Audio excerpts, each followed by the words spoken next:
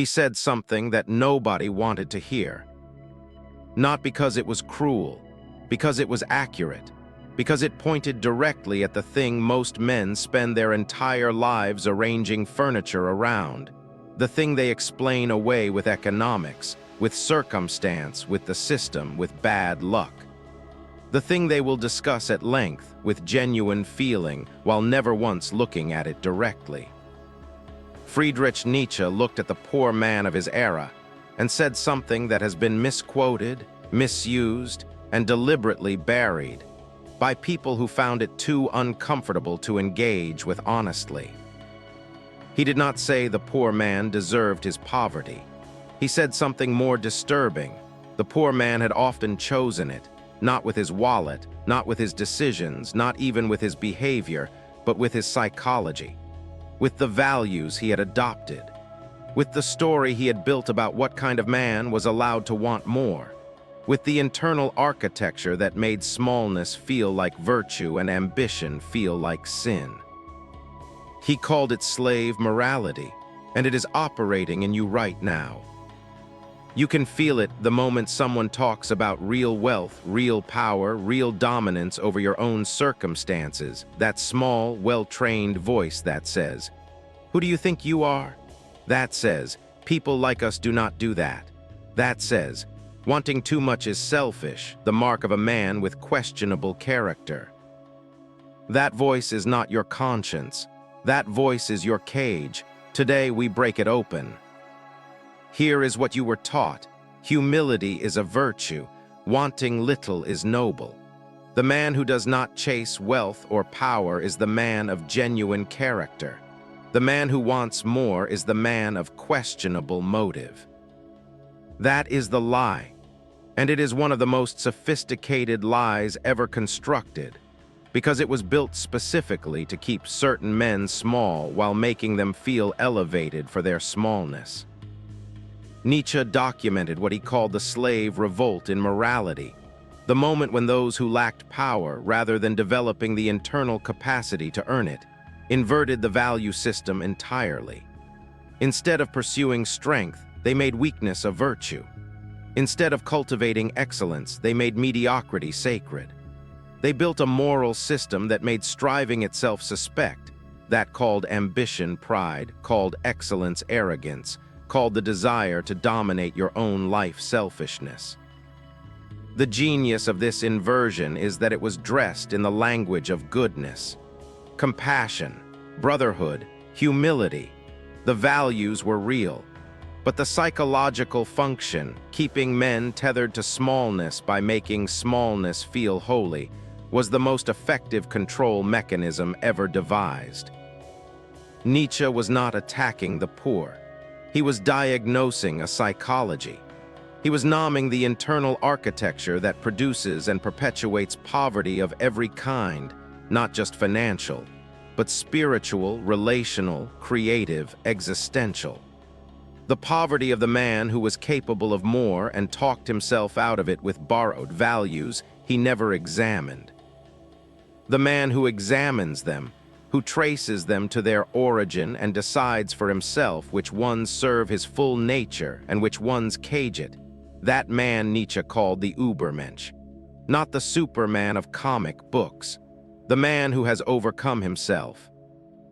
The slave morality audit is simple but not easy. You sit with each value you use to govern your life and ask a single question. Does this value serve my full development as a man, or does it serve my compliance? Wanting money is greedy. Who told you that? A system that needs you to work for less than your labor is worth told you that.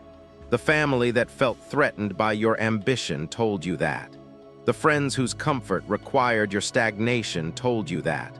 The value is not yours. It is a hand placed on your shoulder to hold you in place while someone else advances. Ambition is dangerous. Who told you that? Every system that benefits from your managed contentment. Standing out is arrogant. Who told you that?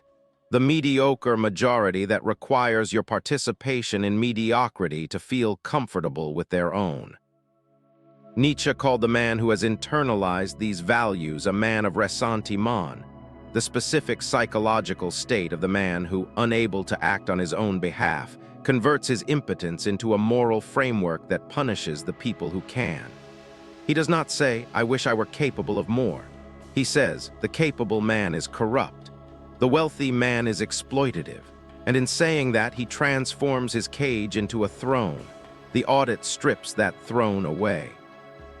You cannot build a free life on borrowed values. Examine every one. The will to power is not a justification for dominance over others. It is a description of the fundamental drive that operates in every living thing. The drive toward growth, toward expansion, toward becoming more fully what it is. Nietzsche observed that the organism that is not growing is dying. There is no stable plateau. There is expansion or contraction, development or deterioration. The will to power is the will to become, to move relentlessly toward the outer edge of your capacity, to refuse the comfort of the plateau because the plateau is always, without exception, the beginning of the decline. The poor man is not a man who lacks resources. He is a man whose will to power has been redirected inward and downward.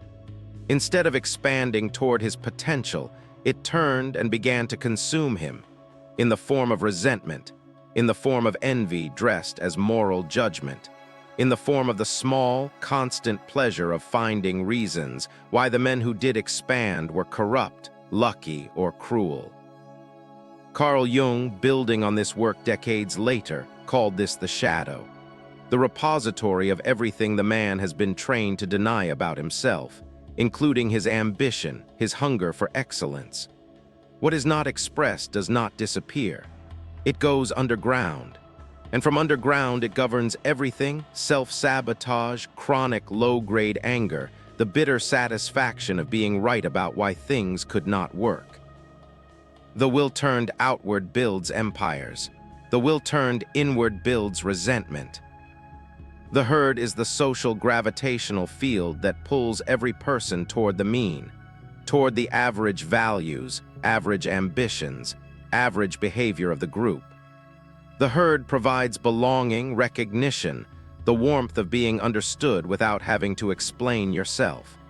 And it requires, as the price of that belonging, that you not exceed it, that you keep your ambitions within a range the group can tolerate without feeling challenged. The man who exceeds the herd does not merely leave it, he threatens it. His growth, his advancement, his refusal to accept the ceiling the group agreed upon, is an implicit challenge to every person who accepted that ceiling. And the herd responds with the weapons available to it: ridicule, exclusion, moral judgment, the quiet withdrawal of belonging designed to pull the exceeding man back into line. This is not conspiracy. It is biology. Tribal cohesion required conformity for 100,000 years of human evolution. The instinct to punish deviation is ancient and automatic, but the man who understands it is no longer subject to it in the same way. He can love the people in the herd and leave them behind at the same time, without resentment, without superiority, simply as the natural movement of a man who has chosen his own full nature over the comfort of managed smallness. The eternal recurrence is the most brutal and clarifying psychological test ever devised. The question, if you had to live this exact life, this precise configuration of choices, relationships, work, compromises, courageous acts, and cowardly ones, not once but infinitely without the possibility of change, could you say yes to it?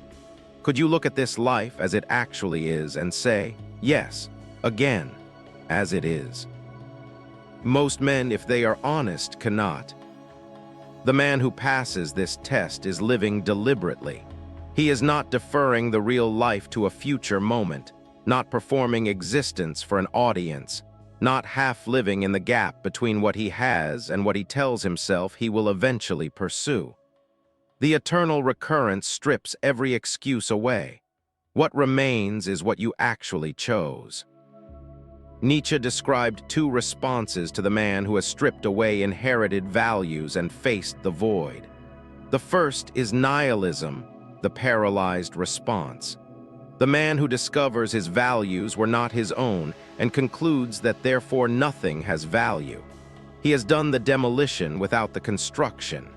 He cleared the ground and sat down on it. The second response is the creative will, the sovereign, active response to the same void. The man who recognizes he must create his own values, live by them completely, and take full responsibility for the life those values produce. The nihilist becomes articulate about why nothing is possible. The creator becomes relentless about building what he has decided is worth building. You are not trying to change what you believe. You are deciding who you are. The creator does not wait for the world to validate his values before he lives by them. He builds from exactly where he stands with exactly what he has starting now. The nihilist waits for meaning to arrive. The creator makes it. In practice, this means four things. First, the honest inventory. The man who sees himself clearly has access to the truth his situation requires. The man who cannot look at himself honestly cannot navigate toward anything better because he does not know where he actually is. Second, the creation of values. Not the adoption of the herd's values, not their inversion in resentment, but the deliberate construction of a value system that serves the full development of this specific man's nature. What do you actually respect? What kind of life, if you lived it completely, would pass the eternal recurrence test? Third, the embrace of suffering as material. What does not kill me makes me stronger, not as a motivational slogan, but as a philosophical observation about resistance and development. The man who runs from difficulty runs from the material his character requires. The man who moves toward it builds something the comfortable man never touches. Fourth, the solitude required for construction. There are periods when the work demands withdrawal from the herd, not permanent isolation, but the specific, necessary solitude in which the self can be examined, the values built, the direction set without the constant interference of the tribe's expectations. Self-overcoming is not an event. It is the practice that never ends. There is a version of you that Nietzsche was writing toward. He knows what he is building and why, and the clarity of that knowledge makes the noise of the herd irrelevant. He has traced every borrowed value to its origin and kept only what genuinely serves his full nature. The result is a psychology with no contradiction in it, no hidden resentment, no gap between what he says he values and how he actually moves. He has faced the eternal recurrence and said yes, not because his life is perfect, because it is his. He is fully present in it, bringing everything he has to the specific circumstances he was given rather than waiting for better ones. His wealth is structural, the material consequence of a psychology that has no room for the self-limiting stories the slave morality provides. Nietzsche wrote some of the most important philosophy in human history while his body was systematically failing him, debilitating migraines, deteriorating eyesight, a body collapsing around a mind that refused to stop. He did not wait for comfort to create. He did not wait for favorable circumstances. And the work survived him. It is alive today in every man who reads it and refuses afterward to be small.